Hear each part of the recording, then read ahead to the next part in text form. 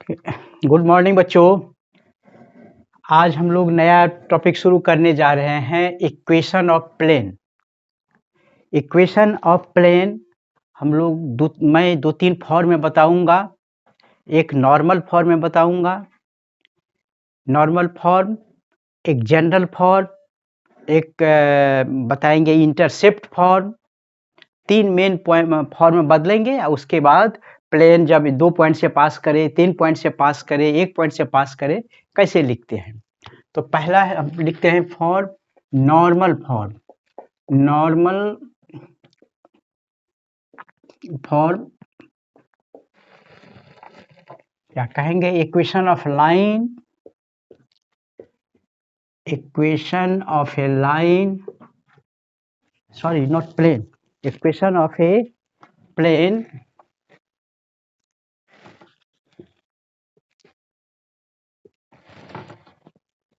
plane which is d unit far from origin.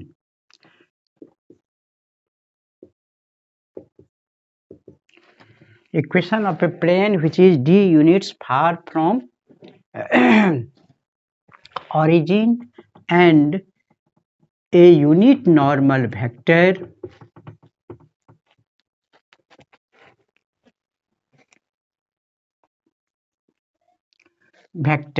n cap, a unit normal vector n cap to the plane be given.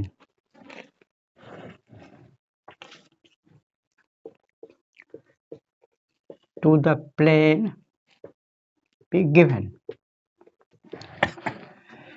तो ऐसे plane का equation निकालना है जो, suppose this is a plane, थोड़ा बड़ा कर देते हैं।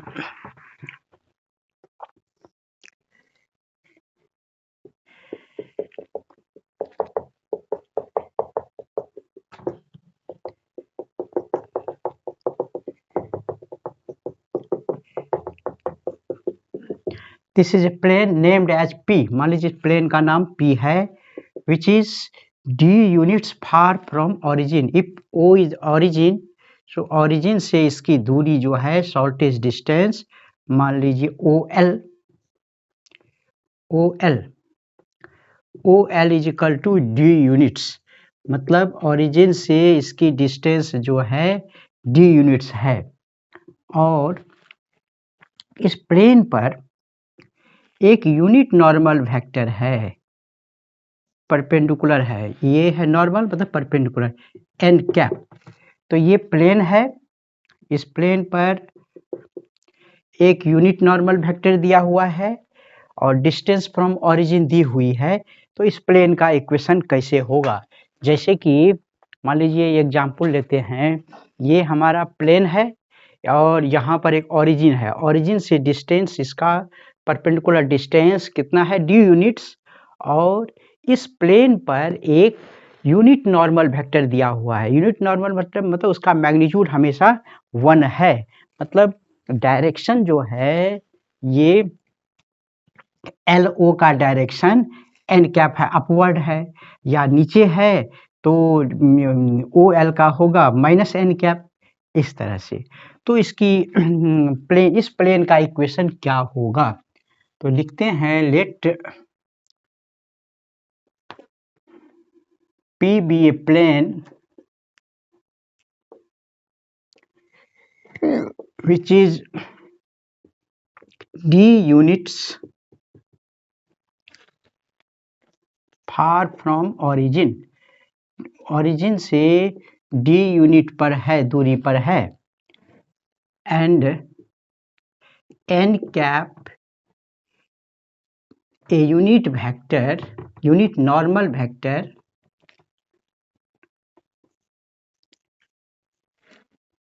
a n cap unit normal vector on the plane be given, इस पर दिया हुआ है।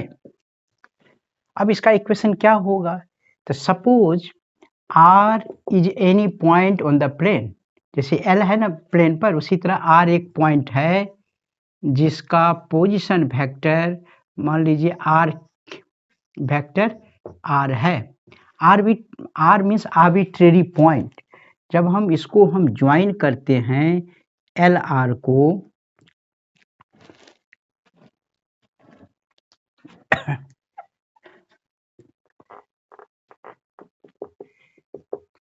एल आर को ज्वाइन किए तो जैसे ये बुक है, इस बुक पर ही एक पॉइंट एल है और इसी पर आर है।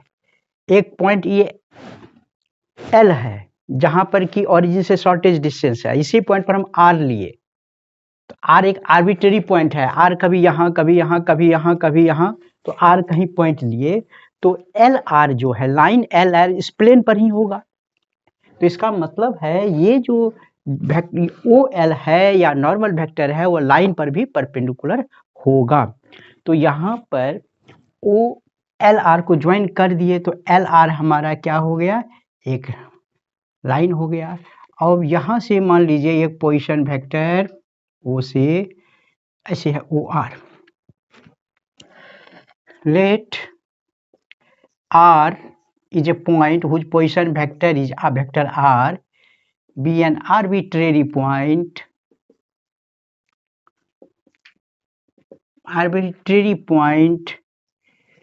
on the plane p, इस प्लेन p पर आर्बिट्रेरी पॉइंट है। तो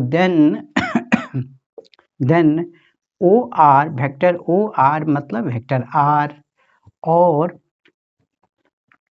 ये वेक्टर ओ एल जो होगा वेक्टर ओ एल का मैग्नीट्यूड है डी और यूनिट नॉर्मल इसका डायरेक्शन है एन कैप, तो इसको लिखेंगे डी एन कैप। तो ओ एल यदि डायरेक्शन इधर बदल दिए तो minus N D N cap लिखेंगे। तो ओ एल जो है या एल ओ ही कर देते हैं, सेम रहेगा एल ओ। तो एल ओ हो गया डी एन कैप, दोनों का डायरेक्शन सेम है, magnitude D direction N cap. तो वेक्टर ओ एल एज, क्योंकि एज ओ एल का लंबाई है डी तो वेक्टर ओ एल हो जाएगा डी एन कैप। अब from triangle O L P आप देखेंगे, बताए थे ट्रायंगल लॉ से वेक्टर एल पी मतलब वेक्टर ओ एल पी नहीं एल आर है, वेक्टर एल आर। तो L R is equal to O R, vector L R मतलब ऐसे करके L O plus O R, vector L R is equal to L O, vector L O plus O R. तो L O मतलब D N, vector L O यदि लिए या O L नहीं L O, D direction या O L लिखेंगे तो minus D N cap लिखेंगे। तो D N plus vector O R, position vector यहाँ है इसका आर, तो वेक्टर आर हो गया ये, ठीक है, ये हो गया एल आर। अब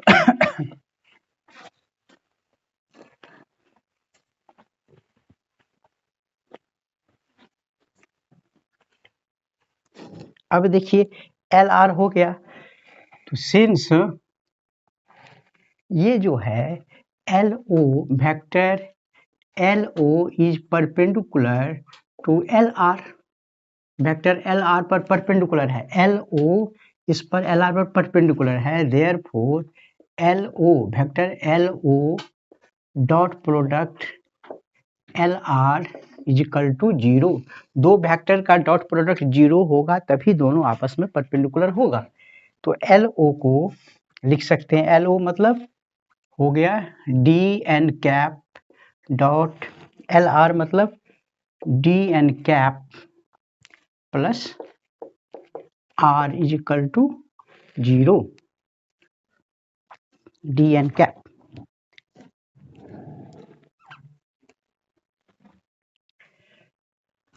और यहाँ पर ऐसा करते हैं ओ आर,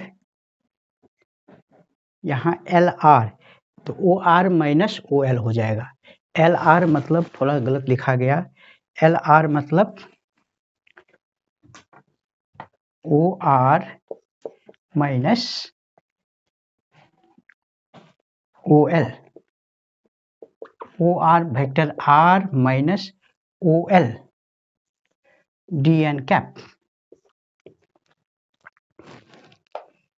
तो यहाँ पर थोड़ा सा सुधार करना होगा। क्या होगा, R minus D N cap equal to 0, multiply करेंगे या ये डी स्केलर है, डिवाइड ही कर दीजिए। तो N cap dot vector R minus D N cap equal to 0। तो यहाँ हो गया N cap dot R minus D N cap dot N cap equal to 0। और N cap dot R is equal to D N cap dot N cap मतलब magnitude of N cap whole square. इसको commutative law से लिख सकते हैं R dot N cap, और D magnitude of N 1 हो जाएगा, यूनिट नॉर्मल है। तो therefore vector R dot N cap is equal to D. तो यही हो गया, इसको बोलते हैं यूनिट नॉर्मल फॉर्म, इसको बोलते हैं यूनिट नॉर्मल फॉर्म। तो इसका वेक्टर में आ गया इक्वेशन, वेक्टर इक्वेशन यही हो गया। वेक्टर आर, इसका ए नंबर में vector R is equal to ये R dot N cap is equal to D, D. यही इक्वेशन हो गया पहला, first one, unit normal vector. तो इसमें देखिए क्या है, वेक्टर आर क्या है, तो vector R is a position vector of an arbitrary point on the plane, और एन कैप मतलब एक यूनिट नॉर्मल वेक्टर है इस पर, और डी जो है ये डिस्टेंस फ्रॉम ओरिजिन। इस तरह का जब भी मुझे फार्मूला मिले तो यहाँ कहेंगे ये हमारा नॉर्मल फॉर्म में है। जैसे कि मान लीजिए हम एक इक्वेशन लिखते हैं, वेक्टर आर डॉट 1/√3 आई कैप माइनस 1/√3 जे कैप प्लस 1/√3 के कैप इज इक्वल टू 5। इसको कंपेयर कीजिए यहाँ से, ये वेक्टर आर है, ठीक। एन कैप, तो एन कैप के जगह एन कैप की जगह यहाँ लिखेंगे 1/√3 आई कैप माइनस 1/√3 जे कैप प्लस 1/√3 के कैप। देखिए तो इसका मैग्नीट्यूड जो है 1 होता है, इसका मैग्नीट्यूड निकालेंगे square root under 1/√3 whole square 3 1 हो जाएगा, 1/3 प्लस 1/3 प्लस 1/3 मतलब 1 आ गया। तो मैग्नीट्यूड 1 आ रहा है, इसका मतलब है ये यूनिट नॉर्मल वेक्टर है, और यूनिट नॉर्मल वेक्टर है तो ये डी जो है वह डिस्टेंस हो जाएगा ओरिजिन। यदि कहेगा जो this is an equation of a plane, it is an equation of a plane, right the unit normal vector, तो डायरेक्ट लिखेंगे यही हमारा यूनिट नॉर्मल वेक्टर है। और डिस्टेंस फ्रॉम ओरिजिन, तो क्या लिखेंगे, डिस्टेंस फ्रॉम ओरिजिन हमारा क्या है, 5 है, 5 है, तो ऐसे निकाल देंगे। लेकिन याद रहे ये जो है हमेशा यूनिट नॉर्मल वेक्टर होना चाहिए। अभी दूसरा मान लीजिए एक एग्जाम्पल लेते हैं, vector R dot I cap plus 2 J cap minus 3 के कैप इज इक्वल टू 7। इसमें कहेगा क्या, यूनिट नॉर्मल वेक्टर बताइए, what is N cap, N cap how much, और डी मतलब डिस्टेंस फ्रॉम ओरिजिन कितना होगा। तो यहाँ ये नहीं लिख देंगे जो ये हमारा एन कैप है, ये हमारा डिस्टेंस फ्रॉम ओरिजिन है। डी मतलब नोट हमेशा जो डिस्टेंस फ्रॉम ओरिजिन, वह डिस्टेंस फ्रॉम ओरिजिन तभी होगा ये जब एन कैप हमारा क्या है, यूनिट नॉर्मल वेक्टर होगा। तो ये यूनिट नॉर्मल नहीं है क्योंकि इसका मैग्नीट्यूड देखिए कितना आएगा, 1 square plus 2 square plus 3 square √14, तो √14 नहीं हुआ, इसीलिए ये डिस्टेंस फ्रॉम ओरिजिन नहीं होगा। सबसे पहले ये हमारा इस फॉर्म में है, vector R dot vector free vector है इज इक्वल टू 7। ये वेक्टर एन है, फ्री वेक्टर है, नो कि यूनिट वेक्टर है, यूनिट नॉर्मल वेक्टर है। इसीलिए जब तक ये एन कैप नहीं बनता है तब तक ये डिस्टेंस ओरिजिन नहीं होगा। तो हमारा काम होगा, ये पूछ रहा है इसको हमको बनाना है क्या, यूनिट नॉर्मल। तो यहाँ पर ये एन कैप नहीं है, यहाँ पर क्या है, वेक्टर एन है, कितना है, I cap plus 2j cap minus 3k cap, 3k cap है। तो इसका जब हम मैग्नीट्यूड एन कैप निकालेंगे, एन कैप निकालने का तरीका है vector N by magnitude of vector N, यही यूनिट नॉर्मल निकालने का vector, unit normal along this free vector N cap. तो इसका ये जितना होगा लिख देंगे, I cap plus 2j cap minus 3k cap, और इसका मैग्नीट्यूड होगा √14। ये जब तक ये नहीं बनता है तब तक ये डिस्टेंस फ्रॉम ओरिजिन नहीं होगा। तो ये बनाने के लिए √14 के लिए क्या करते हैं, R dot I cap plus 2j cap minus 3k cap by square root over 14 is equal to, बाहर से लाए तो हम इधर भी √14 से डिवाइड कर देते हैं। क्या किए, दोनों तरफ स्केलर क्वांटिटी √14 से डिवाइड कर दिए। तब हमारा हो गया वेक्टर आर डॉट, इसको लिखेंगे 1/√14 आई कैप प्लस 2/√14 जे कैप माइनस 3/√14 के कैप इज इक्वल टू 7/√14। मतलब हमारा इक्वेशन बैलेंस भी हो गया और यूनिट नॉर्मल भी हो गया। तो ये अब इसका मैग्नीट्यूड 1 होगा हमेशा। तो यहाँ पर क्या होगा, एन कैप की वैल्यू आ जाएगा √14 आई कैप प्लस 2/√14 जे कैप माइनस 3/√14 के कैप इज इक्वल, ये हो गया एन कैप। और डी जो हो गया हमारा, डी हो गया डिस्टेंस फ्रॉम ओरिजिन 7/√14। यही तरीका है निकालने का। अब देखिए, अब इसका कार्टेशियन फॉर्म में लिखते हैं। Second B number normal form, unit normal का ही कार्टेशियन फॉर्म में लिखते हैं। कैसे लिखा जाता है कार्टेशियन फॉर्म में, देखिए, let N cap is equal to L I cap plus M J cap plus N K cap, इसलिए कि मैग्नीट्यूड ऑफ एन कैप होता है 1, और इधर जो लेंगे मैग्नीट्यूड ऑफ एन कैप मतलब हो गया L square plus M square plus N square is equal to, हम जानते हैं sum of the square of direction cosines 1, तो इसका हो गया 1। तो मैग्नीट्यूड 1 आ गया, इसका मतलब यूनिट नॉर्मल है ही, एन कैप की जगह हम ये लिख सकते हैं। तब हमारा ये इक्वेशन, और इसके जगह ले लीजिए वेक्टर आर की जगह, वेक्टर आर की जगह एक्स जनरल कोऑर्डिनेट एक्स आई कैप प्लस वाई जे कैप जेड के कैप, और नॉर्मल फॉर्म में जनरली डी रखिए या डी के जगह पी लिखते हैं, D is equal to P. तब हमारा इक्वेशन आ जाएगा क्या, आर की जगह vector R dot N cap is equal to D vector R X I cap Y J cap Z के cap dot N cap means यहाँ है L I cap M J cap plus N K cap, D के जगह P लिख दीजिए।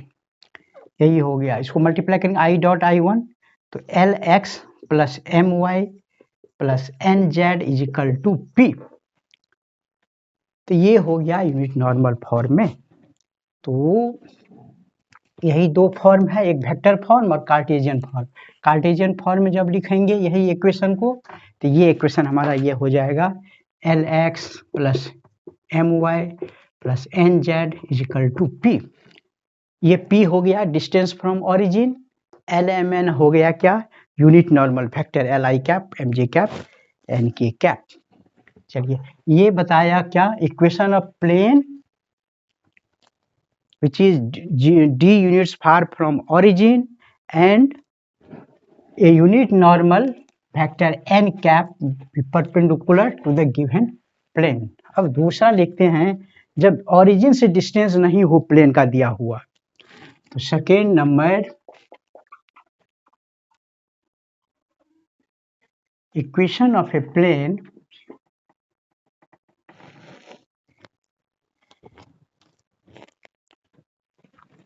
when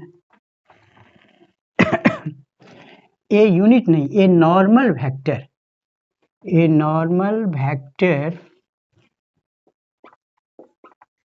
to the plane be given।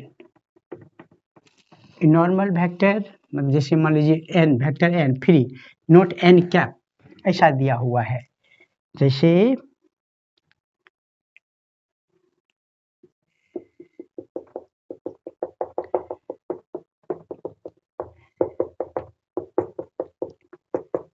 ये plane का नाम है P मान लो, और कहीं से एक पॉइंट, ये ओरिजिन नहीं है, ये पॉइंट कहीं है, मान लीजिए ये L है, और इस पर ये परपेंडिकुलर डाल दिए, ठीक, LM, और एक इस पर यूनिट नॉर्मल है वेक्टर, परपेंडिकुलर है, यूनिट नॉर्मल नहीं, नॉर्मल वेक्टर n दिया हुआ है, और इसका नाम देते हैं LM। चलिए, ये नॉर्मल मतलब ये दोनों वेक्टर पैरेलल है, यदि सर डायरेक्शन है दोनों का पैरेलल है, ये लाइक वेक्टर्स हो गया, या अनलाइक है लेकिन पैरेलल है। अब इस पर एक कोई r ले लेते हैं, आर्बिट्रेरी पॉइंट जिसका पोजीशन वेक्टर r है, ये r is an arbitrary point on the plane. जब MR को ज्वाइन कीजिए और इधर LR को भी ज्वाइन कीजिए, तो ठीक पहले की जैसा है, फ्रॉम यहाँ दिया हुआ है जो फ्रॉम एडजॉइनिंग डायग्राम से जो यहाँ पर मान लीजिए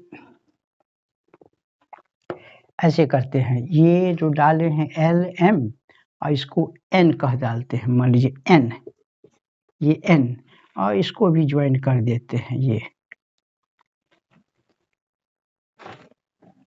ये या नहीं तो कहीं पॉइंट से जो है, देखिए इसको हटा ही देते, इसी में डाल देते हैं, ये है हमारा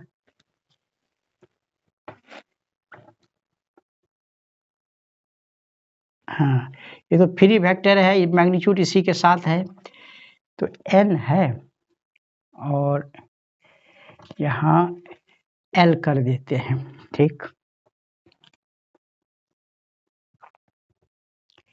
L, तो यहाँ लिखेंगे from adjoining diagram LN is perpendicular to NR पर परपेंडिकुलर है, therefore LN dot NR is equal to 0 हो जाएगा। अब LN को लिख सकते हैं वेक्टर n दिया हुआ है, वेक्टर n LN, और NR डॉट NR को लिख सकते हैं OR माइनस ON 0, और वेक्टर n डॉट OR को लिखेंगे, ये OR कहाँ से है, यहाँ पर है, ट्रायंगल लॉ लगाएंगे, NR लिखे, तो NR is equal to NL plus LR, NL plus LR, तो NL तो माइनस वेक्टर n यदि हम ओ एन को लिए हैं, इसे एल एन को लिए हैं, एल एन इधर लिए हैं तो एन एल ऊपर हो गया, प्लस एल आर हो गया वेक्टर आर इक्वल टू 0। तो यहाँ लिखेंगे माइनस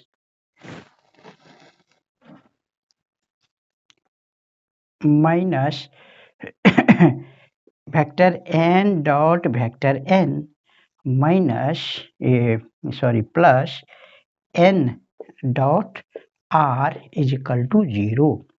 तो हम इसको लिख सकते हैं n dot r is equal to magnitude of n dot n। तो n डॉट r को लिख सकते हैं vector r dot vector n by commutative law, और इसको लिखेंगे magnitude of n whole square. तो ये फ्री वेक्टर, इसका मैग्नीट्यूड 1 नहीं होगा, कोई स्केलर वैल्यू होगा। तो vector r dot vector n equal to, इसका स्केलर वैल्यू मान लीजिए d है तो d लिख देते हैं। तो यही इसका दूसरा वाला हो गया vector r dot n equal to d। जब नॉर्मल वेक्टर है, नॉट यूनिट नॉर्मल, दो बताया, दो तरह का। जब यूनिट नॉर्मल वेक्टर हो तो वेक्टर का इक्वेशन हो गया r dot n cap equal to d, और दूसरा हो गया vector r dot free vector equal to d। जब ये n कैप है, यूनिट नॉर्मल है, तो ये d होगा डिस्टेंस फ्रॉम ओरिजिन। जब ये यूनिट नॉर्मल नहीं है तो d एक स्केलर है, ये ओरिजिन से डिस्टेंस नहीं है, कहीं भी पॉइंट है, कोई डिस्टेंस हो सकता है। याद रहे यही दो इक्वेशन है। तो ये हो गया क्या वेक्टर, यही दो तरह का इक्वेशन वेक्टर फॉर्म में पढ़ना है। एक हो गया जब यूनिट नॉर्मल दिया हुआ हो, एक नॉर्मल। इसी को जब कार्टेशियन में बदलते हैं तो ये लिखा जाता है कैसे, l x plus M Y plus N z is equal to भी। और इसमें क्या है, क्या होता है कि जब स्केलर कार्टेशियन में बदलेंगे तो वेक्टर आर मतलब हो गया एक्स आई कैप, वाई जे कैप, जेड के कैप, और वेक्टर एन एक फ्री वेक्टर है तो इसको लिख देते हैं A I cap plus B J cap plus C K cap मान लेते हैं। तब क्या होगा, दोनों का डॉट प्रोडक्ट निकालिए, आर डॉट एन। तो आर डॉट एन हो गया, इसको डॉट प्रोडक्ट करेंगे तो A into X, A X plus B Y plus C Z. तो आर डॉट एन की जगह लिखेंगे A X plus B Y plus C Z is equal to D. तो यही इक्वेशन है, general equation, A X plus B Y plus C Z, इधर आएगा minus D, D तो स्केलर है, माइनस प्लस जो लिखना है लिखिए डी। तो ये हो गया कौन सा फॉर्म, कार्टेशियन फॉर्म, और it is called general equation. ये कहलाता है जनरल इक्वेशन किसका, प्लेन का। अब यहाँ याद रहना चाहिए जो ये प्लेन है,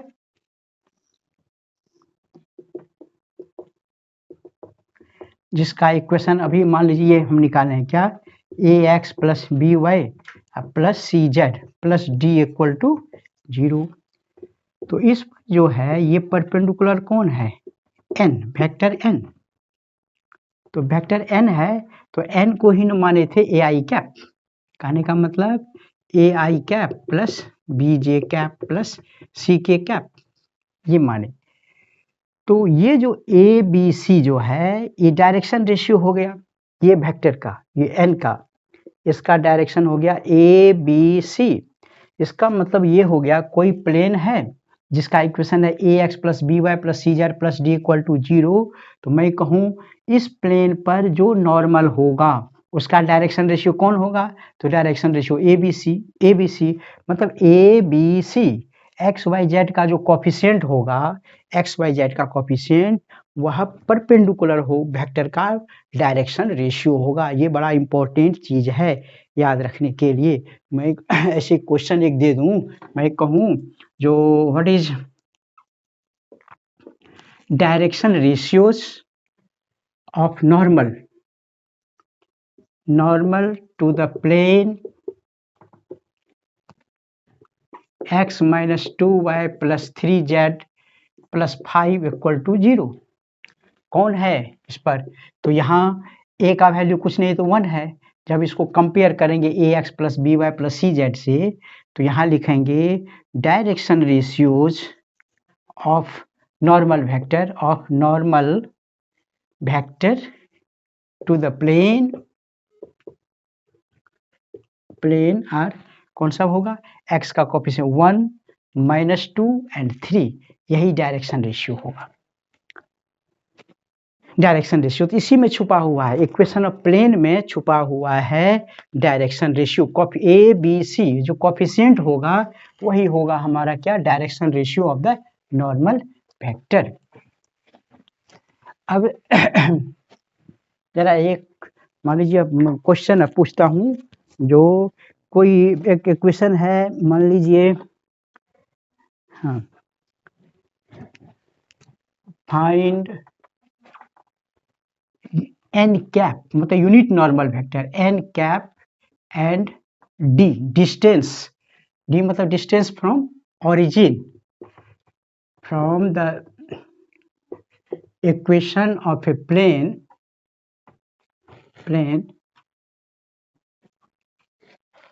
x plus y plus z is equal to 1।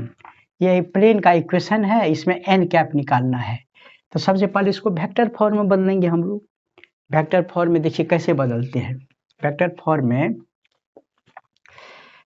लिखते हैं let vector r is equal to x I cap plus Y J cap plus z के कैप, और एक ले लेते हैं vector n, free vector is equal to i cap plus j cap plus k cap.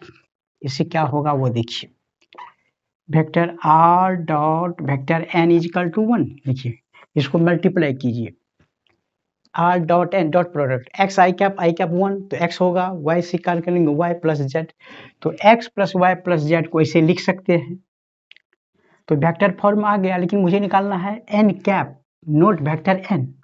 तो n cap जो है vector n ऐसा हो गया, तो n कैप क्या होगा, vector n bye magnitude of vector n, यही होगा यूनिट नॉर्मल वेक्टर।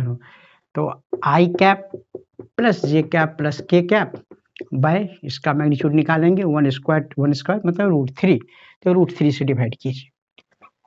तो इसको जब डिवाइड करेंगे r डॉट 1 बाय √3 आई कैप प्लस 1 बाय √3 जे कैप प्लस 1 बाय √3 के कैप इज इक्वल टू 1। अब ये n कैप हो गया यूनिट नॉर्मल, तो इसीलिए यहाँ जो है n कैप हो गया हमारा, यही जो लिखेंगे 1 बाय √3 आई कैप 1 बाय √3 जे कैप अब प्लस 1 बाय √3 के कैप। और ये जैसे ही n कैप हुआ, लेकिन ये √3 से इधर डिवाइड किए बाहर अपने मन से, तो इधर भी डिवाइड करना पड़ेगा 1 बाय √3 से बैलेंस करने के लिए। तो d हो गया यही 1 बाय √3 ऐसा। तो यही हमारा हो गया क्या, n कैप और d कैप निकाले कब, जब equation of plane Cartesian form में हो, तब उस समय में। अब यदि मैं कहूँ जो ये प्लेन का इक्वेशन देते हैं, convert equation of plane 3x plus 2y minus 5z plus 10 equal to 0 into vector form, इसको वेक्टर फॉर्म में बदलना है इसको। तो वेक्टर फॉर्म में बदलने के लिए हम लोग ऐसे कर सकते हैं, तो 3x plus 2y minus 5z is equal to -10 कर देते हैं, प्लस 10 को। तो यहाँ लिख देते हैं एक्स आई कैप प्लस वाई जे कैप जेड के cap dot x Y z ले लिए position vector of arbitrary point का, ये जो 3 2 5 है इसको लिख देते हैं 3 आई कैप प्लस 2 जे कैप माइनस 5 के कैप इजकल टू -10। तो इसको दोनों को डॉट प्रोडक्ट निकालेंगे तो ये आ गया, हमने कन्वर्ट किया Cartesian to Cartesian to vector form, इसको लिख शॉर्ट में लिख सकते हैं vector r dot 3i cap plus 2j cap minus 5k cap is equal to -10। अब इधर राइट साइड में मान लीजिए डिस्टेंस निकालना है, कोई प्लस नहीं माइनस नहीं रखना चाहिए, इसको प्लस करना, मान डिस्टेंस फ्रॉम ऑरिजिन निकालना है, तो डिस्टेंस तो नेगेटिव नहीं हो सकता, या नॉर्मल वेक्टर ही है तो हम इधर स्केलर क्वांटिटी को नेगेटिव नहीं पॉजिटिव नहीं, इसको हमेशा राइट साइड पॉजिटिव लिखिए। पॉजिटिव रखने के लिए -1 से गुना करना पड़ेगा दोनों साइड, तो दोनों तरफ गुना किए जो r डॉट, इसको -1 से करेंगे तो -3i कैप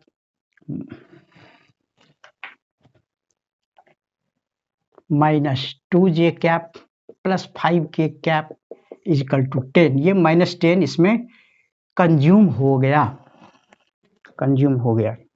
तो यही आ गया वेक्टर फॉर्म। इसको लिखेंगे vector r dot vector n is equal to 10। यहाँ इस सिंबल देंगे फ्री वेक्टर, क्योंकि n कैप नहीं दे सकते, इसका मैग्नीट्यूड 1 नहीं होता है, इसीलिए ये वेक्टर, तो हम कन्वर्ट कर दिए वेक्टर में इस फॉर्म में।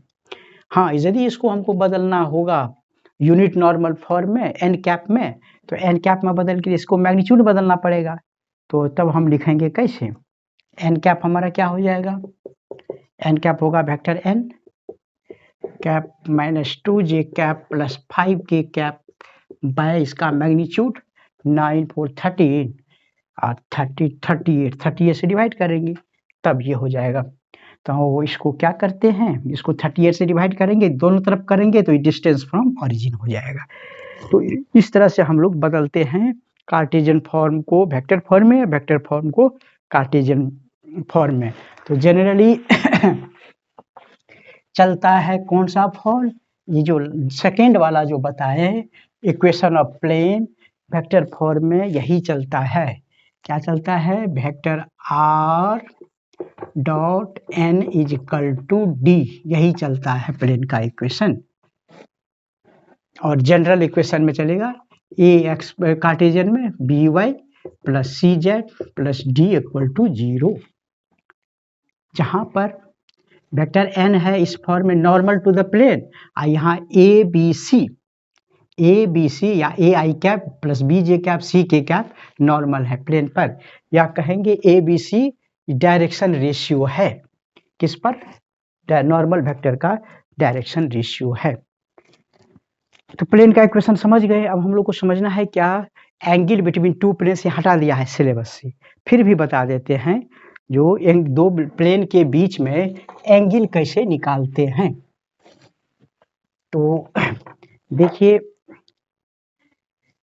एक चीज पहले समझ जाइए, यदि एक प्लेन है ये, तो जिसका इक्वेशन है vector r dot n1 is equal to d1, इसका मतलब ये n1 जो है इस पर नॉर्मल है, वेक्टर n1 जो है इस पर नॉर्मल है, प्लेन पर परपेंडिकुलर है। और यदि यहाँ दूसरा प्लेन है जिसका इक्वेशन है vector r dot n2 d2, तो ये n2 क्या है, ये परपेंडिकुलर है, नॉर्मल वेक्टर है, वेक्टर ये है n1, ये है n2, n2। जैसे ये डॉट n1 है नॉर्मल हो गया किस पर, प्लेन पर, n2 नॉर्मल है, ये तो डिस्टेंस स्केलर का वैल्यू है। यही यदि ये जनरल ये कार्टेशियन फॉर्म में रहे, मान लीजिए जिसका इक्वेशन है A X plus B Y plus C Z plus D equal to 0, तो या इसको मानते हैं a1 b1 c1, तो इस पर जो नॉर्मल है, नॉर्मल वेक्टर, इसका डायरेक्शन रेशियो हो जाएगा a1 b1 and c1, a1 b1 c1, मतलब इस पर नॉर्मल वेक्टर जो होगा a1 i cap b1 j cap c1 k cap. दूसरा है मान लीजिए a2 b2 c2, तो a2 b2 c2 उस पर नॉर्मल होगा। तो ये n1 n2 क्या है, n1 इंटू यदि कोई प्लेन का इक्वेशन है तो n1 वो प्लेन पर परपेंडिकुलर है, n2 परपेंडिकुलर है, ए बी सी या a1 b1 c1 perpendicular vector का डायरेक्शन रेशियो है।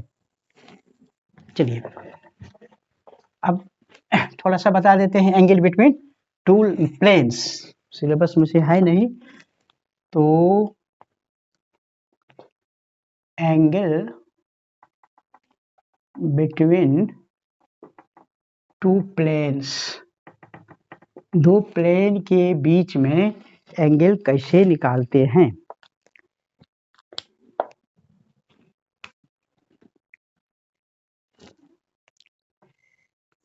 मान लीजिए एक प्लेन ये है,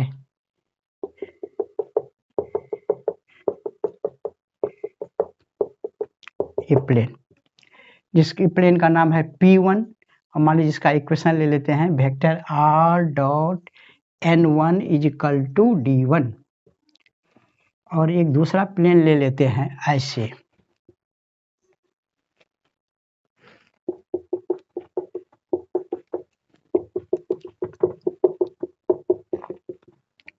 ये प्लेन नंबर है P2, तो P2 इसका मान लीजिए इस प्लेन का इक्वेशन है vector r dot n2 is equal to d2, दोनों, तो ये दोनों के बीच का एंगल निकालना है, find the angle between two planes. तो let theta be the angle between two planes, theta be the angle between two planes r dot n1 is equal to d1 and vector r dot n2 is equal to d2, ऐसे है, दोनों के बीच में theta है। तो एक बात बता, यहाँ जो एक लाइन प्लेन पर एक हम लाइन खींचे ऐसे करके, ठीक है, और इस प्लेन में भी एक इसके पैरेलल लाइन खींचे, तो ये लाइन, दोनों लाइन के बीच में जो एंगल होगा, मान लीजिए जो होगा वही दोनों प्लेन के बीच का होगा, तो ये दोनों लाइन के बीच का एंगल थीटा है। तो angle between two planes is just equal to the angle between two lines, ये दोनों लाइन के बीच का एंगल के बराबर होगा। अब एक चीज ये देखिए, ये n1 क्या है, r डॉट n1, तो n1 बताया है प्लेन पर परपेंडिकुलर, तो ये हमारा प्लेन पर परपेंडिकुलर है, मतलब प्लेन पर जो लाइन है वो लाइन पर भी परपेंडिकुलर है, तो ये हमारा हो गया वेक्टर n1, ये और इस प्लेन पर भी जो परपेंडिकुलर है इस वेक्टर का नाम हो गया n2। तो ये एंगल थीटा है, ये 90 डिग्री है, ये भी 90 है, तो ये तो क्वाड्रिलेटरल बन गया, ये जो है ये क्वाड्रिलेटरल बन गया। तो क्वाड्रिलेटरल में सम ऑफ इंटीरियर एंगल्स 360 होता है, 360 होता है, तो ये है 90, ये 90, दो तो मिलके 180 हो ही गया, बच गया ये दोनों को मिला के होना है 180, और थीटा ये हो गया, तो इधर वाला हो गया 180 माइनस थीटा, या इधर वाला भी 180 degree minus theta, vertically opposite, या ये है वह थीटा, यही दोनों नॉर्मल के बीच का एंगल हमको निकाला थीटा, और ये भी थीटा, मतलब दोनों नॉर्मल n1 n2 के बीच का जो एंगल है वही।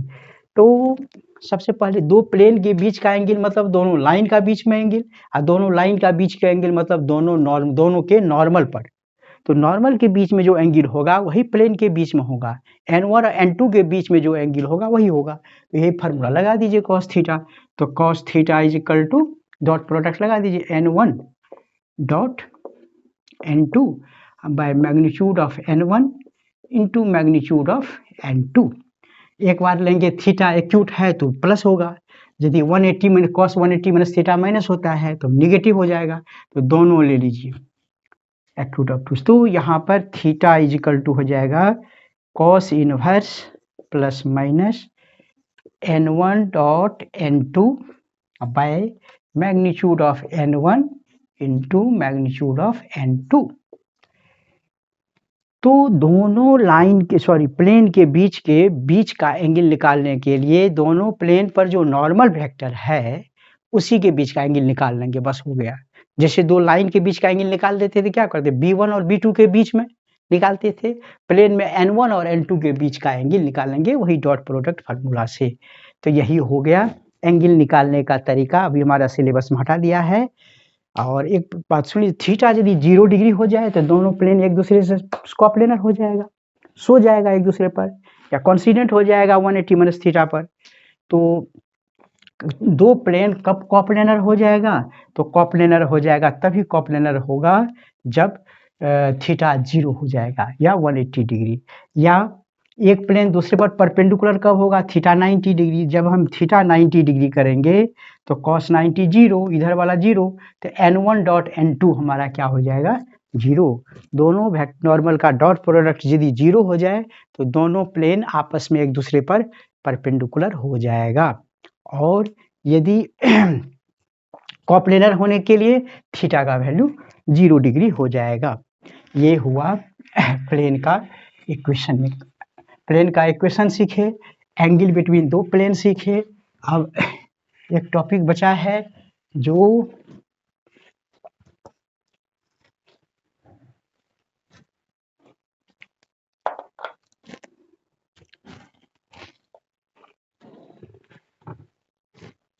ये आपका प्लेन है,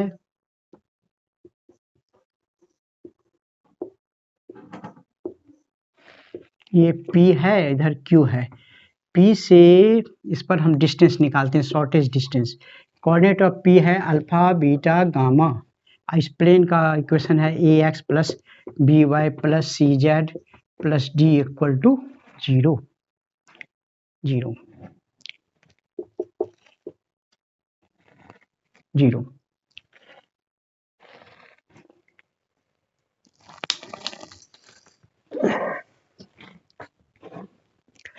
तो यहाँ पर लिखेंगे distance, shortest distance of a plane ax plus B Y plus C Z plus D equal to 0 from a point P alpha beta gamma से। अल्फा बीटा गामा से कैसे निकालते हैं? तो लिखेंगे ये P Q be the shortest distance, तो P Q लिखेंगे यही मैग्नीट्यूड लगा A alpha plus B beta plus C gamma plus D अब by square root A square plus B square plus C square. जैसे स्ट्रेट लाइन में निकालते थे A alpha B beta plus C by A square plus B square, 3 dimension में क्या होता है? एक और बढ़ जाता है। ये हुआ डिस्टेंस निकालने का शॉर्टेस्ट फार्मूला, सबसे डायरेक्ट फार्मूला। लेकिन अभी और एक फार्मूला बताने जा रहे हैं, तो इसको हटाते हैं।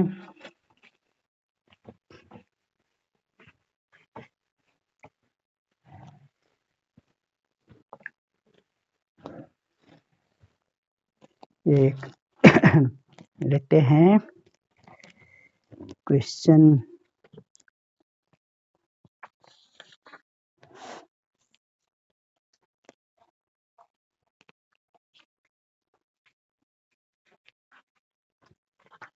अच्छा, पहले एक चीज बताता हूँ। Equation of a plane, equation of a plane passing through a given point, एक पॉइंट से पास करता है। मान लीजिए किससे पास करता है? ए, जिसका कोऑर्डिनेट है अल्फा बीटा गामा। ये एक प्लेन है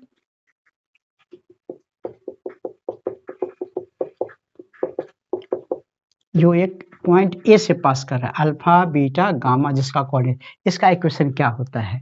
तो ये मान लेते हैं, लेट इसका इक्वेशन, जनरल इक्वेशन है A X plus B Y plus C Z plus D equal to 0। ये है इक्वेशन। तो let equation of required plane A X plus B Y plus A X plus B Y plus C Z plus D equal to 0। मान लेते हैं इसका plane ये है, लेकिन ये पास कर रहा है कहाँ से? ए से। तो since it passes through A मतलब alpha beta gamma, alpha beta gamma से पास कर रहा है तो इसको सेटिस्फाई करेगा। तो therefore a alpha plus B beta plus C gamma plus D equal to 0। तो ये हो गया मान लीजिए 1, इसको 2 लिखेंगे इक्वेशन 1। अब -2 इसमें से घटाते हैं, घटाएंगे दोनों में तो ए कॉमन ले लीजिए, A X minus alpha plus B Y minus beta plus C Z minus gamma और डी कैंसिल हो जाएगा 0। बस हम लोग को यही रखना है यार, ज़्यादा नहीं। Equation of plane passing through alpha beta gamma, तो लिखेंगे A X minus alpha Y minus beta और सी। तो इसका इक्वेशन जब अल्फा बीटा गामा से गुजर रहा है तो डायरेक्ट लिख देंगे, क्या होगा इसका equation, A times X minus alpha plus B times Y minus beta plus C times Z minus gamma. इसमें डी लिखने की ज़रूरत नहीं है, जहाँ ए बी सी जो है इस पर जो नॉर्मल है ए बी सी उसी का डायरेक्शन रेशियो है। मतलब ये वेक्टर का नाम हो गया A I cap B J cap C K cap. तो एक पॉइंट से पास करने वाला हम ये कहते हैं इक्वेशन ऑफ प्लेन, इसी तरह से लिखेंगे। अब एक क्वेश्चन कभी कभी कैसा पूछता है, find the equation of plane passing 3 points. 3 points जब दे दे तो उस पर तो नॉर्मल नहीं मालूम है, तो कैसे बनाएंगे नॉर्मल, तो उसमें ये टेक्निक काम आएगा। कैसे बनाते हैं वो देखिए।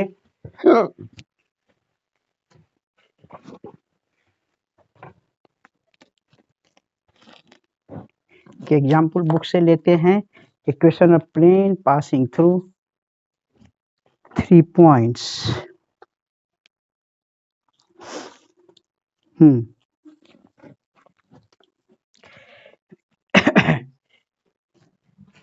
Find the equation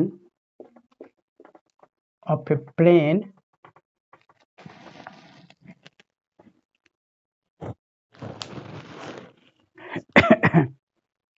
the equation of plane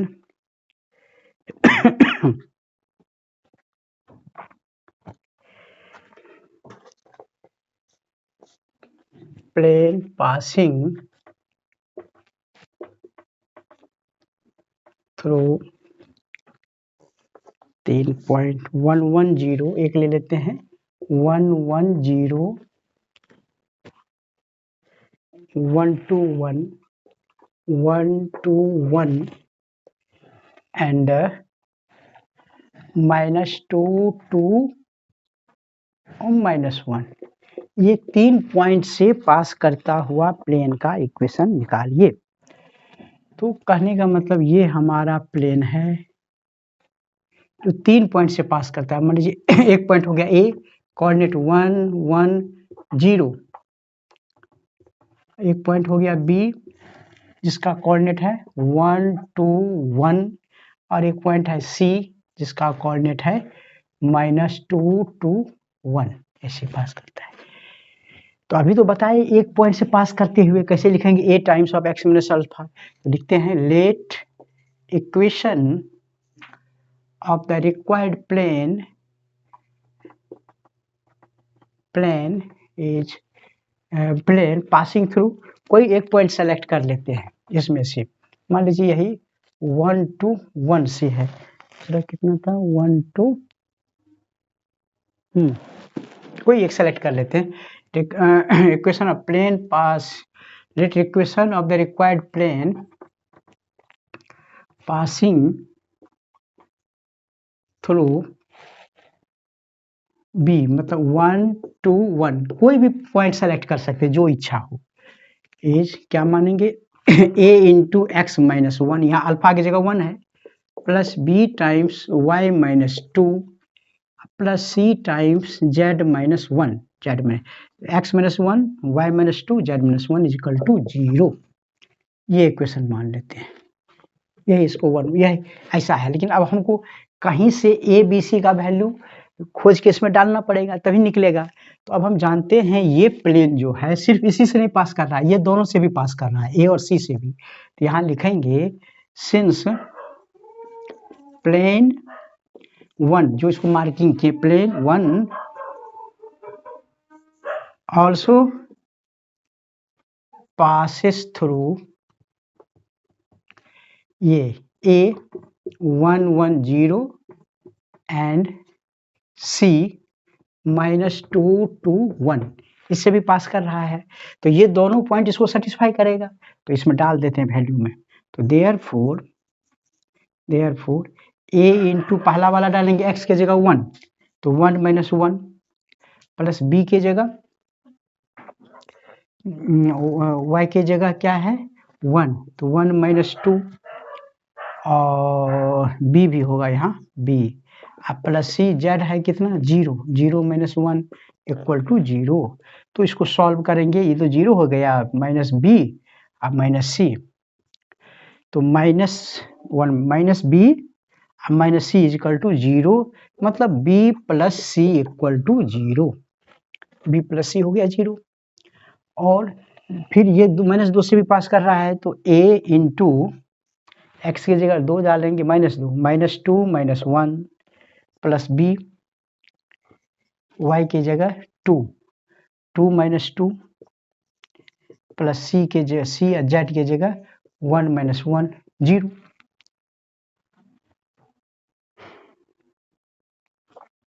तो ये हो गया कितना -3a और ये 0 हो गया, ये भी 0 इक्वल टू 0। तो a हो गया कितना 0, अब b प्लस c 0। ये तीनों, ये संभव, ये क्वेश्चन में कहीं ये गड़बड़ हो गया है, ये प्लेन संभव नहीं है। तो यही तरीका है बनाने। एक दूसरा एग्जाम्पल इसका ले लेते हैं, इसमें कुछ कोऑर्डिनेट में कुछ गड़बड़ लिखा गया है, शक था। देखिए पहला नंबर ले लीजिए, पॉइंट पास कर रहा है कहाँ से 1 1 - 1, थोड़ा सा चेंज करते हैं 1 1 - 1 ए नंबर, और 6 4 - 5 6 4 - 5 और -4 यहाँ ये प्लेन है, सी का कोऑर्डिनेट -4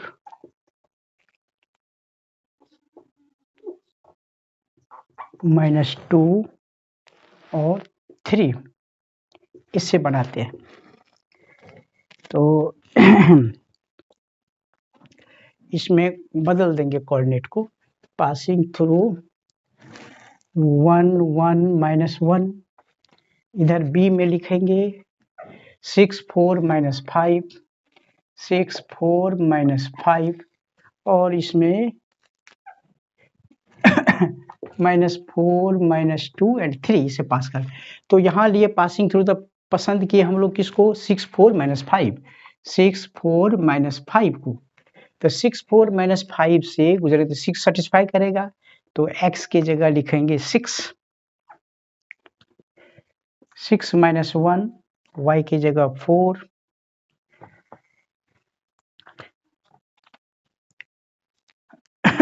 4 - 2 और c की जगह -5 -1 0। x b से पास करेगा, यहाँ 6 4 - 5 से पास करने वाला होगा a into x - 6 plus b into y - 4 plus c times z plus 5 equal to 0। तो it also passes through, it also, इसको 1 मानिए, passes through 1 1 -1 एंड -4 -2 3 से भी पास कर रहा है, तो इसको सेटिस्फाई करेगा। सेटिस्फाई करने का मतलब है एक एक करके, तो x की जगह 1 डालेंगे, तो a into 1 - 6 plus b, y की जगह 1 - 4 c इसकी जगह z -1 प्लस 5 इक्वल टू 0। एक केस ये हो गया, तो इसका फाइनल रिजल्ट आ गया कितना -5a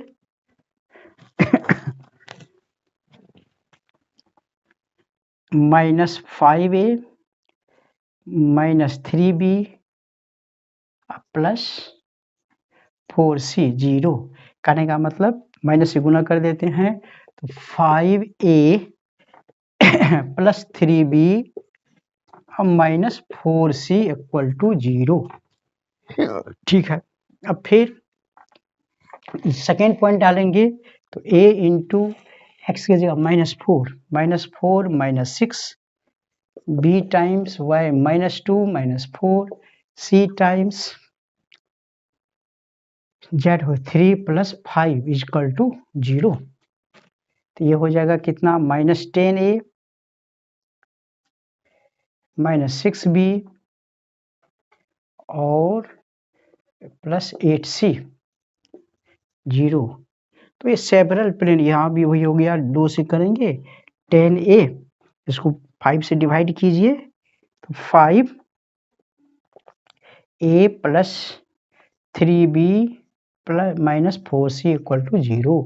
तो यही है 5a plus 3b -4c equal to 0। तो ये तो सेम इक्वेशन आ गया, गड़बड़ कहीं। इसको इस तरह का इक्वेशन हम लोग को मिलेगा, इसमें हम क्रॉस मल्टीप्लिकेशन से क्या करेंगे, a b और c तीनों निकालेंगे। ये तीनों निकाल के इक्वल टू k मानेंगे तो a इक्वल टू कुछ होगा, b इक्वल टू कुछ होगा, c इक्वल टू कुछ होगा। इसको फर्स्ट इक्वेशन में a b c के जगह डाल देंगे तो a b c निकल जाएगा a k के फॉर्म में, तो x y वही जनरल इक्वेशन हो गया। तो ये तरीका है क्या, जब कोई इक्वेशन ऑफ प्लेन 3 पॉइंट से पास करता है तो पहले 1 पॉइंट वाला ले लेते हैं, 2 पॉइंट वाला उसको डायरेक्ट पुट करते हैं, 2 इक्वेशन मिलता है, 2 इक्वेशन को हम लोग क्या करते हैं, उसको हम लोग क्रॉस मल्टीप्लिकेशन सॉल्व करके a b c निकाल के इक्वेशन 1 में बैठा देते हैं, वही रिक्वायर्ड इक्वेशन हो गया प्लेन का। अच्छा, यही 2 तरह का सिचुएशन है प्लेन का, एक normal form, unit normal form और 3 पॉइंट से पास करता हुआ फॉर्म। अब एक इंटरसेप्ट फॉर्म होता है x by a plus y by b plus z by c equal to 1, जैसे लाइन में होता है 2 कंपोनेंट, इसमें ये भी कभी कभी पूछता है। अब तो सिलेबस में एक्सक्लूड कर दिया है। Thank you very much.